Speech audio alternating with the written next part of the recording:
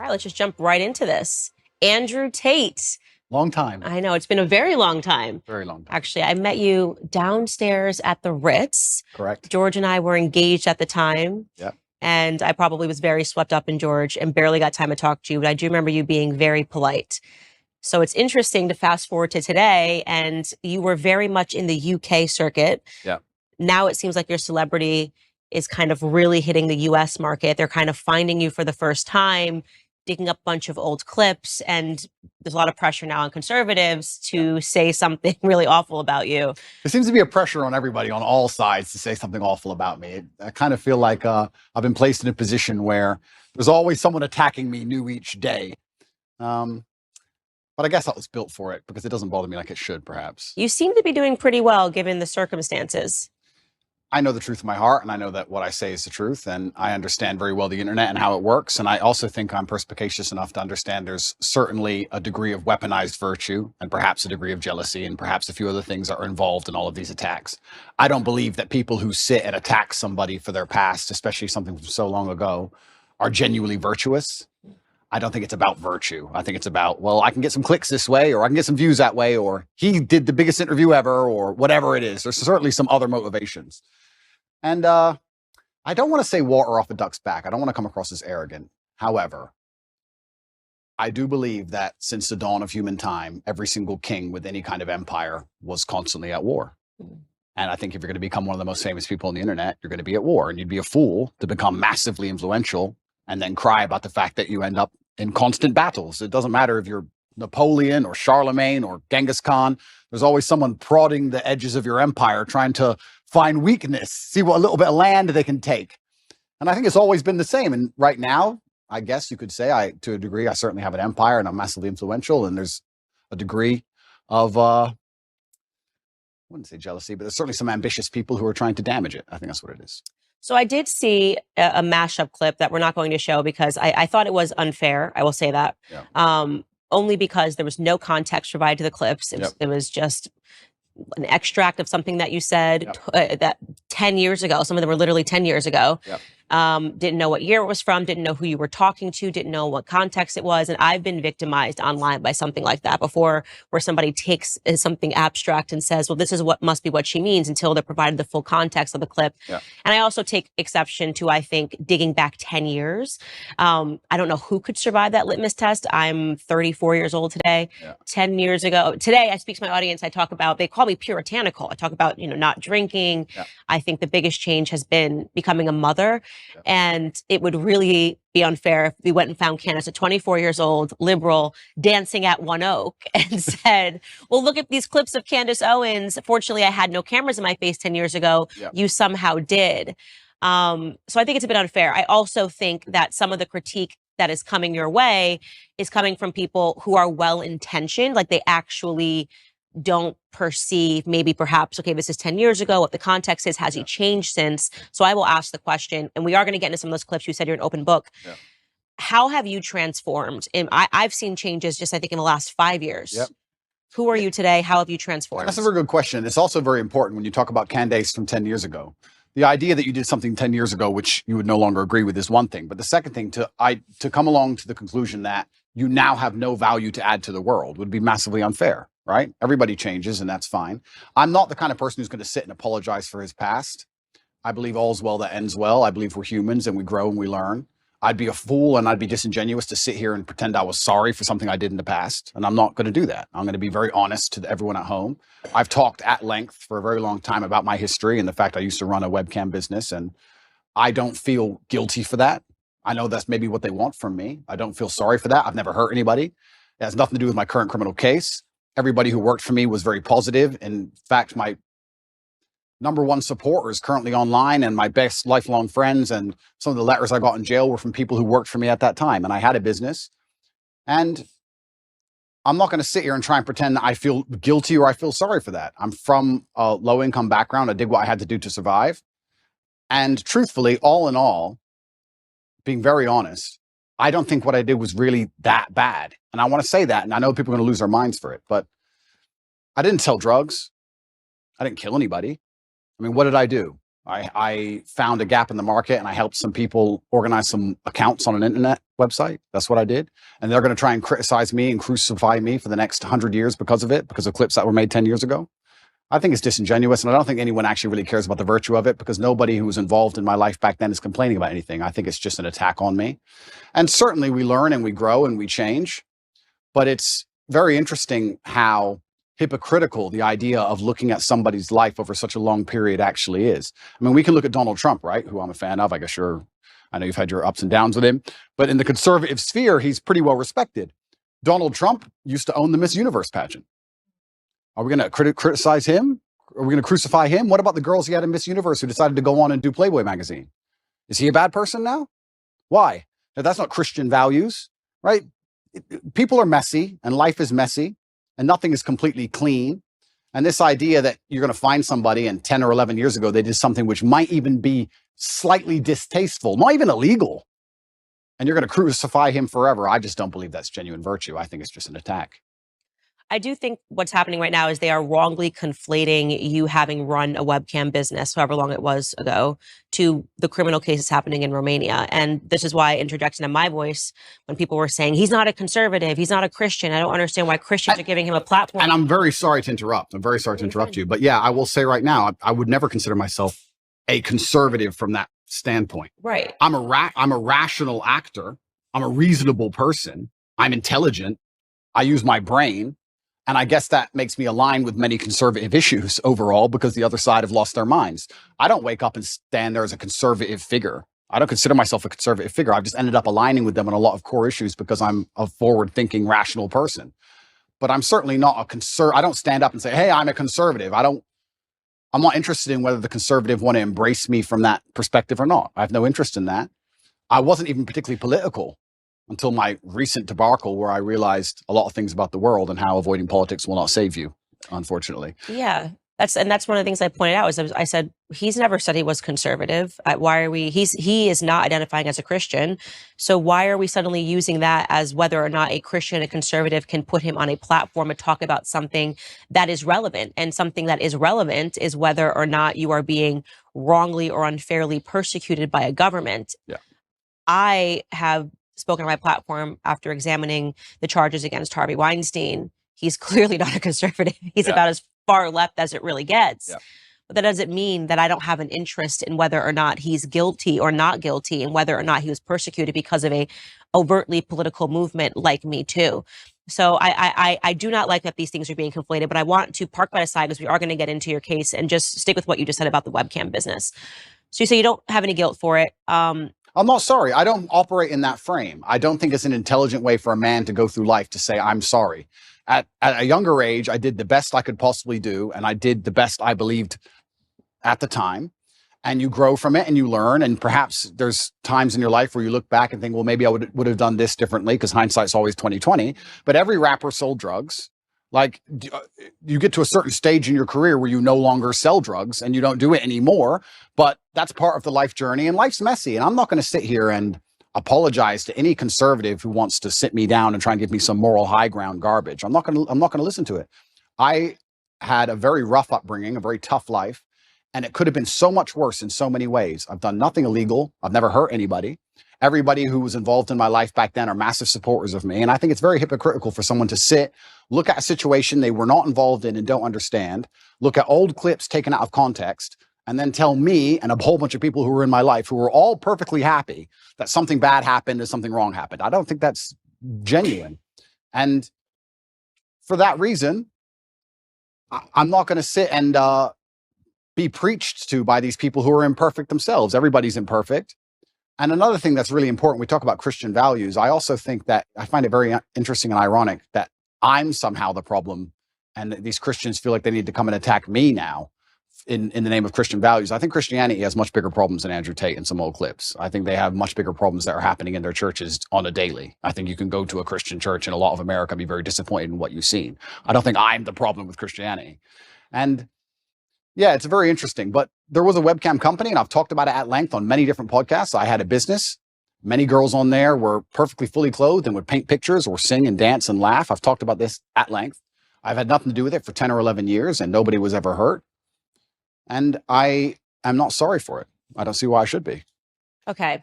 So the way that I read you, and you can definitely let me know if I'm wrong, obviously, because you are you, is that people that don't come from a lot, me and you, Yeah. um, obviously have different decisions that lay before us in life than people that come from everything or people that come from a very stable household, two loving parents. And this kind of gets into the dilemma. I remember years ago, Tommy Lahren had said something. She's a political commentator in the US, had said something to the effect of, well, Jay-Z used to sell crack. And he sort of laughed. And he probably did. And he did. And he sort of laughed this off. And I remember looking at that because I looked up to Jay-Z's music so much, and I looked up to him because it made it possible for me to change my circumstances. You're looking at this guy who comes from nothing. He came from the projects. He sold drugs, and then he doesn't have to sell drugs anymore. And he's now talking about ideas and talking about business. So I was able to more closely understand and go, okay, I can actually climb out of these circumstances, even though I wasn't born, with a ton of wealth and a lot of opportunities that some people were. Yeah. And I think it's very difficult for people that don't come from nothing to understand that. And they're so sure that if they were in desperate circumstances that they would still never do anything. But this is their massive mistake. And you're right, but this is their massive mistake. The reason I have such huge affinity with the youth of the world today, especially the masculine youth, is one, because a lot of them are disenfranchised, which is one conversation. But two, also the reason my reach is so global, the reason I have so many fans in Slovenia and Southside Chicago, and I've had kids from Ulaanbaatar come up to me, Mongolia, all around the world, is because I speak to the disenfranchised. And part of that is always going to be, or is going to involve, financially disenfranchised. I'm someone who comes from absolutely nothing and made himself into something. And unfortunately, there's a rocky road sometimes, like you just described with Jay-Z, to get that done. But if I would have been born into a perfect family, like you said, two loving parents, family was rich, white picket fence, and I was saying all the same things, then they wouldn't have the same affinity. So if you look at even a lot of superheroes, you look at Batman, he's a flawed person. And I think the reason I'm seen as a hero and the reason I have the fan base I have is because to a degree, I've always been a flawed person and I'm not a perfect human and I don't want to be.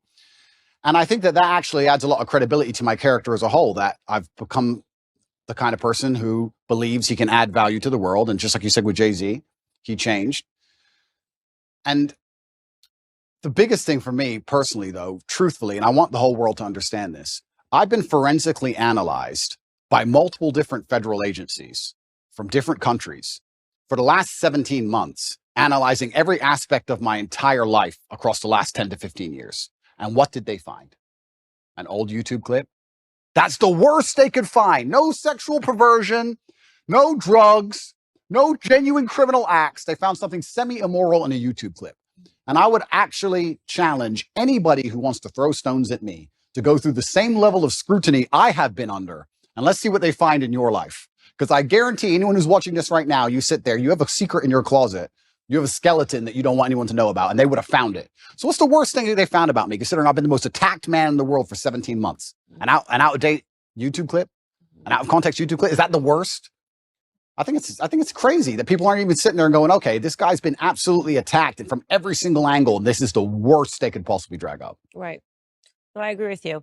So the question I would ask you, though, because obviously you've moved away from that business, the thing I find to be the most interesting about you is that younger boys love you. Yes. They absolutely, like the 12, 13-year-old, 14-year-old. I have not come across a 12, 13-year-old boy who's not just an Andrew Tate stan. Yeah. And I think it's remarkable. It gives you a lot of power. And I think this is perhaps the interest that a lot of people have in you is, what are you going to do with this power, right? You have all of these boys, they believe in you, they stand up for you.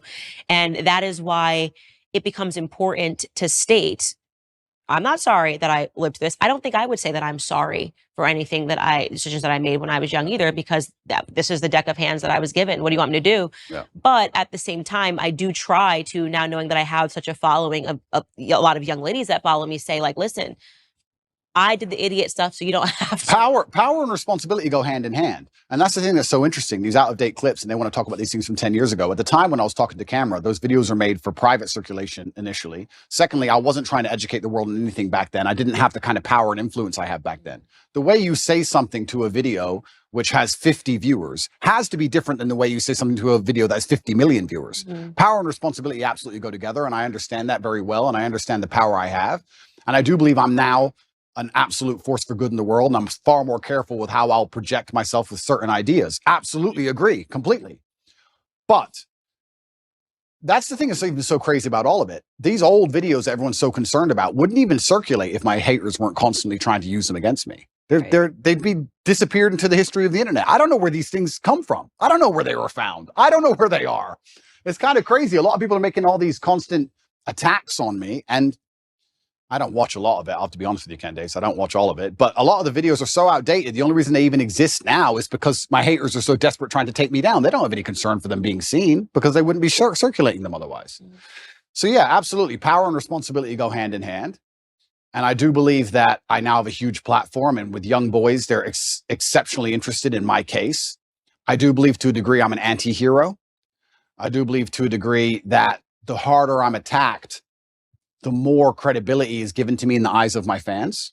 I think that they see, everyone's out to get this guy. Everyone was out to get Batman. This kind of feels that way. And I do try and lead everyone down a good path and say extremely positive things. And I don't think anybody is finding any clips from the last 5 to 6 years which have anything negative in them. Right. I think you've changed. That's why I say over the last 5 years, I think there's been a seismic shift.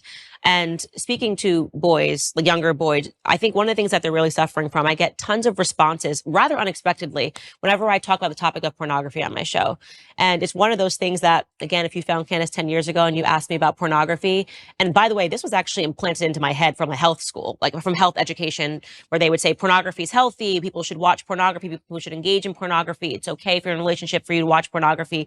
And then I had a huge wake-up call when I spoke to Tim Ballard, he runs Operation Underground, and then I realized how closely pornography is related to human sex trafficking. Real sex trafficking, not TikTok sex accounts. Trafficking. And yeah, we should talk about that because they are kind of stretching the definition of sex trafficking. In your case, I've taken a look at it. And what's remarkable to me is the amount of young men, and I would say from the ages of 18 to 35 that write in and say how much they're struggling with porn, how much they're struggling with pornography addiction, how they feel that no person is talking about the ills of pornography. Yeah. And so I just watched this clip of you this morning sitting next to Adam, 22. You were ever interested in doing your first ever double penetration scene that me and Lena, I mean, I don't want to speak for you, but I feel like, dude, would he be a suitable candidate? Would you, Andrew Tate, can I tap him in? I don't know. No. Can I fill in real quick, Andrew? You're out, Aiden. We can't you. You're not in this conversation anymore. Fair enough. Go ahead, Andrew. Would you double penetrate her, bro? Would you do that, Andrew? Go ahead. Finish the answer question. All pop together. Is that chill? There's absolutely 0% chance of that happening. And it's not because Elena is particularly unattractive. It's because she's married to Adam, and I have no interest in degenerate, pointless sex, and I have no interest in making a spectacle of myself or even just involving myself in anything which I deem to be overall haram and pointless. That's just not something I'd be interested in. There's not a single amount of money on the planet you could pay me to undertake. So you were very polite. I'm not going to be so polite. I thought he was an absolute degenerate. And I mean that. The idea of having a woman making the vows that you make in marriage and literally offering her body as he did to you was a form of degeneracy. And you were being very nice and measured. And I think that for that moment, that was the best thing that you possibly could have done because she looked quite vulnerable. Yeah. Lena, I think is her name. Yeah. But how do you reconcile that now, right? You're in a circumstance like this. You're being polite. You did say I'm uncomfortable. You did say that I would never do this. And I think if that was really important for you to say, but you're not the same person. I mean, how did you, even reflecting on it, it's so disgusting. He offered you his wife. It is pretty disgusting. And it's also pretty misogynistic because he didn't ask her, he No. offered her. I felt sorry for her, so I was very measured with my conversation with them because I felt sorry for her. I could tell she was nervous. She was swinging on the chair back and forth. She didn't want to be there. She felt extremely nervous. And I think that only a coward would berate a very nervous, very scared woman, even if she did something which I personally disagree with, even if I think Adam is personally, he doesn't align with my morals, because she was so nervous and because she was so almost afraid she looked. Mm-hmm. And I think she expected me to go at her hard. So I just felt sorry doing it. I just didn't, I couldn't find, maybe I'm getting soft in my old age, but I think she knows what I think, and I think she knows what the world thinks. And I think if I go at her too hard, it's just going to break her. And I don't really like the idea of her, you know, turning off the camera and bawling her eyes out. I think that God will teach her the lessons she needs to learn from her experience, both positive and negative. And I think that's God's job to do and not necessarily mine.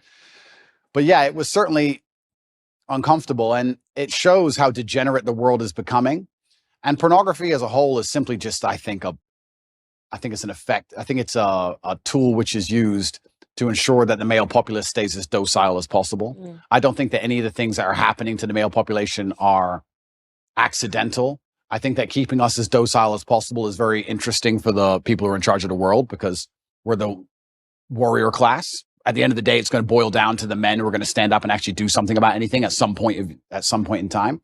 So I think they like the idea of us being docile. And I mean, how much more docile can you get than a man sitting there looking at a screen, not even want to reproduce for real because he's just staring at a screen? And I think that's just a next stage in the slave mind. And it's everywhere now. Whereas, and this is something that my husband says, he doesn't have any social media because he's like, Instagram is pornography. I open my Instagram and I've got Emily Ratajkowski's butt cheeks. Yeah. And I'm not a man, so I don't have that same biological reaction to seeing it. But I can only imagine how difficult it is for a man when you open an app and you've got Kim Kardashian offering her body to Emily Ratajkowski. Even if you're walking down the street, I've realized even how desensitized I've become to pornography, because you see an ad for Gucci and for whatever reason, she's got to be completely naked while she's holding the bag. I remember in my lifetime, there were music videos that got censored or banned or can only be played after 10 or 11 at night. And if you watch them now, you'd be like, what? For what? What is that? A bikini? Like, it's nothing. It's amazing how quickly it has degenerated. And yeah, absolutely. And we're all degenerating with it. Like I've realized the fact that I don't have a reaction to seeing the half-naked woman holding a Gucci bag means that I have been desensitized to pornography. And I can only imagine what that does to men. Oh, completely. And but this is what the powers that be want. They want to make sure that the male populace is as docile as possible. And they do that with a large array of weapons. And they do that with a web of tools. And I believe that I'm the counter to that, which is the reason I ended up attacked in the first place. But unfortunately, when you buy into the slave mind programming, you not become the kind of man who can easily attract a woman, because you're not attractive to females as a whole. So how do you satisfy yourself? You end up sitting there staring at a screen, and they convince you that's a good life to live as a man, and that's perfectly fine and perfectly normal. And you don't even get to genetically reproduce. I do also, though, and I want to make this clear, I do believe in absolute and utter self-accountability as a man. I think as a man, everything that happens to you is your fault. Me going to jail was my fault. Me being attacked online was my fault. If all these bad things that happened to me, I will take responsibility for, even if I believe they were unfair or unjust. And I think that any man who's going to sit there and say, I'm struggling, he also needs to wake up and understand that if you're going to truly struggle to not click on a website, then you're going to deserve the terrible life you're going to live. And the devil or the matrix or whoever you want to call them are going to fill your life with temptations. They're going to fill your life with easy way outs that they're going to want you to take, because the good road is usually the hardest road. And if you're going to continue to fall for them, then you're going to have to suffer the consequences of that. So it's double-edged. It's certainly difficult that pornography is everywhere and men are struggling with it. But to me, what's even more upsetting is that these men don't have enough fortitude and enough mental strength to wake up and say, I'm better than that. Okay. But this is the thing, right? So I'm about to get started, Candace. Good, get started. This is the thing. But this is the thing, right? So when you attack a man's mental fortitude on one issue, you attack it on all issues. This is why it's done purposefully. To resist a slave mind, you need to be able to resist in the first place. How can you resist a slave mind if you have no physicality, you have no willpower, no ability to mentally resist anything? Well, then what you're going to end up doing, you're going to end up eating the bugs and watching the porn and sitting in front of your computer. And that's what they want from the people. So I think that it's actually all very interconnected. People come at me with the porn problem, and I get the same thing. Guys say to me all the time, hey, what are you going to do? What should I do? I struggle with pornography. And I say, that's because you have nothing else in your life in order. If you were in good physical condition and you had the money you were supposed to have and you had the mentality you were supposed to have, you wouldn't need it. So the reason you're so addicted to porn is because everything else in your life is a failure. And yeah, it's certainly a complicated issue. It's a difficult one. And this is why they fear male agency so much, because when men truly wake up and decide to be the best versions of themselves, they're hard to control, because all these control mechanisms fall by the wayside. They don't want the porn anymore. They don't want the antidepressants anymore. They don't want the garbage anymore. And now you have a whole bunch of men who actually want truth and honor and respect, and they want to live for something. And then what are they going to live for? They're going to want to be brave. They're going to want to do the right thing, regardless of how dangerous it may be for their own personal circumstance. And that sounds like a difficult population to enslave. And that's what's scary. So how do you reconcile, first off, how long ago was your webcam business? Yeah, so I stopped having any involvement with it. I think 8 to 9 years ago, I stopped. It was a long time ago. It was at the early stages of the internet. And I'll explain it one more time for people. I've explained it already at length, but I'll explain it from the beginning. I had a company. I was fighting at the time. And on a side note, I actually want to make this clear. We talk about things people have done in the past for money. I beat people up for money. I hurt people for money. I don't often tell people this, and I think it's the first interview I've mentioned it in. There's a person who can never walk the same again because he fought me. I've had 87 professional fights, and I did my best to kill people. You're going to sit here and talk about what I did for money. I literally hurt people for money. And so I'm not a perfect person. I'm not sorry for my kickboxing career or my cage fights. I'm not sorry for any of it. I had bare knuckle fights. I'm not sorry for any of them, right? I was a person who had to pay the bills. I lived the life I lived. I used the tools I had. And I ended up opening a webcam company where girls would sit on a laptop and they would talk to guys on the internet for money. That's what they would do. The girls would sit there fully clothed or a bikini. Some of them would paint pictures. Some of them would sing songs. It's very similar to Twitch is now. Twitch is almost more sexual than the sexual websites were back then. I helped the girls set up accounts. We worked together. I helped them become as popular as possible. And everybody made money and everybody was happy. And nobody is complaining about it. Nobody's upset about it. None of the girls who worked for me are upset about it. The government aren't after me for it. It's perfectly legal. Nothing's wrong with it. There's just a whole bunch of people who now think that they can take the moral high ground against me because I previously ran this company. And I think I can anticipate the question you're going to ask. How do I reconcile with the fact that I used to produce pornography or degree pornographic content? Now men are writing to you like, how do I? And now men are trying to escape it. Yeah. That's a really good question. There's a few different ways I can answer that question. I think the first way I'll answer it is if you own a liquor store and an alcoholic comes in and you refuse to sell him alcohol, does he stop being an alcoholic? No. He just goes and buys from someone else. So that's the cop-out answer. The cop-out is, well, these people who are addicted are always going to be addicted regardless of whether I did it or not. So that's the cop-out answer. But the second answer I can give, which I think is more detailed and probably more nuanced, is one, I intimately understand the relationship between men and these websites. I've had and seen men give away their life savings to girls they've never met. I've watched and I've seen it. And I actually think a lot of the insights I give, a lot of the things I tell the world about the mental health crisis, about men being so constantly lonely, about how important it is to build yourself into a high value man, about how money alone is not enough. I explain all these things. A lot of these are lessons from the webcam days. I saw dudes who had a whole bunch of money, no other attributes, and they ended up on these websites spending hundreds of thousands of dollars because they didn't have anything else. So I think I learned a lot of important life lessons, and I do my best to try and pass them on to people. But I guess also, and this is the final answer I want to give about this whole subject, is that I do think I can take the question you're asking and reverse engineer it and use it against the people who are trying to attack me for it. My answer to it would be, how do you sit and want to criticize me for being involved in the production of pornography 10 or 11 years ago if you're involved in the consumption of it? Because you're creating a market for it. So anybody who wants to sit and say that I did things wrong, that's fine. You're allowed to throw stones. But if you're in a glass house, if you have ever signed up to an OnlyFans account, if you have Instagram, if you're following these models on Instagram who you don't know, who are showing their tits and ass all day, if you've watched porn, if you fancy or think some beautiful woman on a movie, if you're going to live in lust yourself and you're funding this entire industry, you're downstream, you're at the bottom of it. How can you then take the moral high ground on the person who's producing it? That doesn't make sense to me. So if you've totally abstained from pornography your entire life and you've never looked at it ever, and you've never been involved with it ever, and you're a perfect person and you want to come along and say what I did was wrong, that's fine. But I don't think most people who are complaining can even say that. I don't think they can. And I will once again state this, and I state this as a matter of almost fact. The level of investigation I've gone under, the level of forensic investigation my life has been submitted to, most people don't understand. Most people have never been through what I've been through. They've not had their entire life forensically analyzed, every word they've ever said, everyone they've ever spoken to, every WhatsApp chat, everything, head to toe by federal agencies for the last 10 years. And the most they come up with is that I ran a webcam company, which I've already admitted to. That's it.